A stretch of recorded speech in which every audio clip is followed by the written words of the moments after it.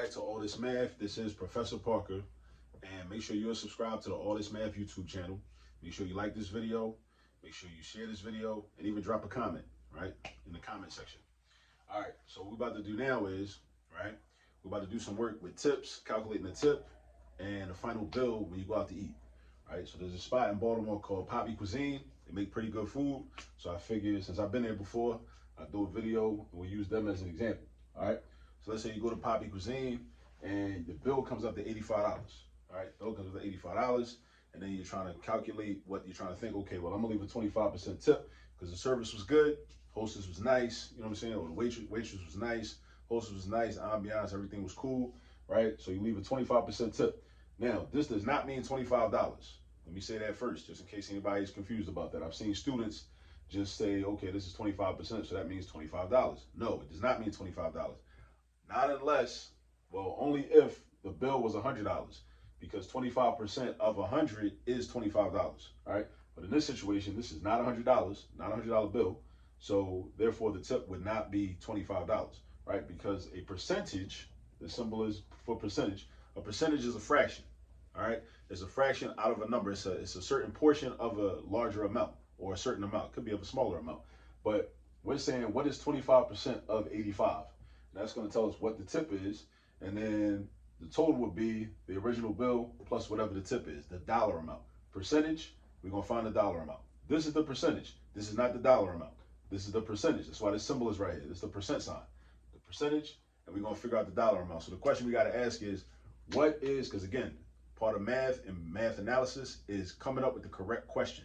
What is the correct question? The correct question is, what is 25% of 85? Or what dollar amount is 25% of $85? It's a few ways we could do that, right? One way is to use something I call benchmark percentages. Benchmark percentages, all right? So basically it's like this, all right? So let me write 25% right here. Let me rewrite it over here, all right? I got 25%. Now, I could break 25% up into smaller parts, smaller percentages, and then just find the dollar amounts of each of those and then add them up. All right. And this is one of the easy ways to do it. Well, all the ways to do this, I think, are relatively easy. They're similarly easy, but this is one of the ways that it's not as popular, but I think it should be. So what if I break this down into 10%, another 10%, and a 5%? Now, first of all, why would I do that? How does that help me? Well, I'm going to tell you why I would do that. I'm going to tell you how it helps me. Because it's very easy to find 10% of any number. All you got to do, and make sure you pay attention, because this is worth the price of admission right here. To find 10% of any number, you take the decimal point of that number and you move it to the left one space.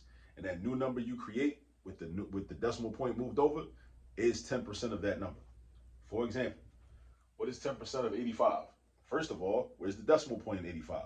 Well, if you're looking at this, you might say, oh, it ain't no decimal point. Well, it's no decimal point written, but it's understood.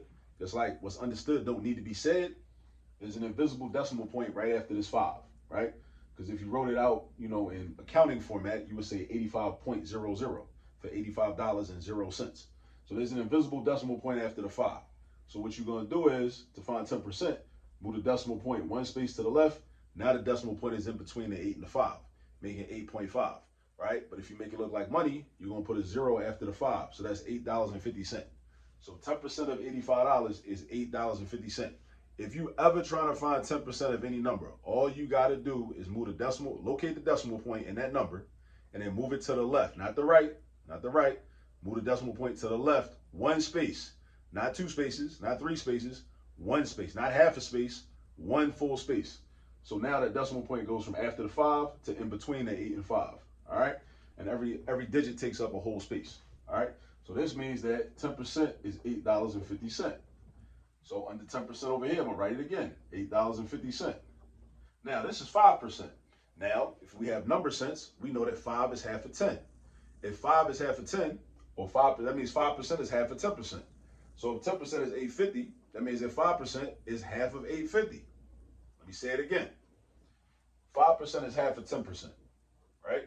So that means that 5% is also half of whatever this is. This is $8.50. So I can take half of $8.50. So now we do our mental math. What's half of $8.50? That's $8.50 divided by 2. How do you do that? You could take out a calculator, but why take out a calculator when you could do it mentally? Just think about it like this. If you got $8 and you got 50 cents, take half of $8. That's $4. 8 divided by 2 is 4. So half of $8 is $4. Then you take half of 50 cents, 2 quarters, 50 cents. Half of that is 1 quarter, or 25 cents. So $4.25 is half of $8.50. So that means that just like 5% is half of 10%, 425 is half of 850. All right, so now we got 10%, 10%, and 5%. So now to find 25%, all you gotta do is add these $3 amounts up. 850 plus 850 plus 425. It works. Works every time. Works every time. So we're gonna do, so this is how I'm gonna do it. I'm gonna do 8 plus 8, that's 16. I'm gonna add up all the dollars, all the whole dollars first. 8 plus 8 is 16. 16 plus 4 is 20. Then I'm gonna add 50 cent, 50 cent, 25 cent.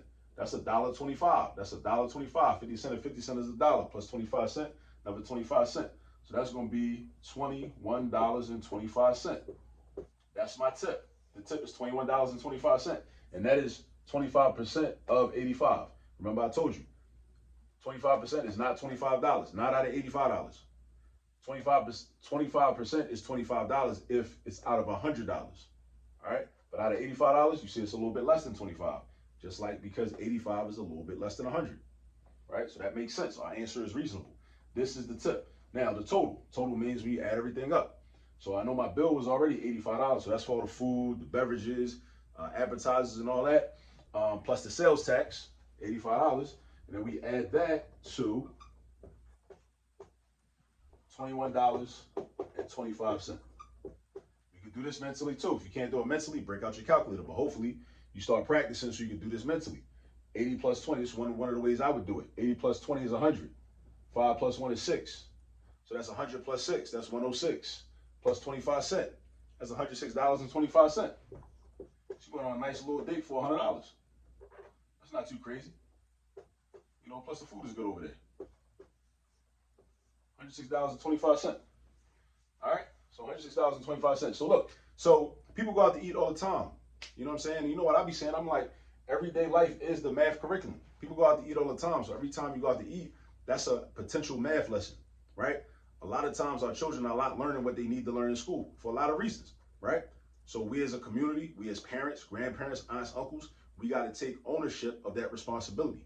And one of the ways we could do that is by just engaging with the things that we already doing anyway. We already be going out to eat.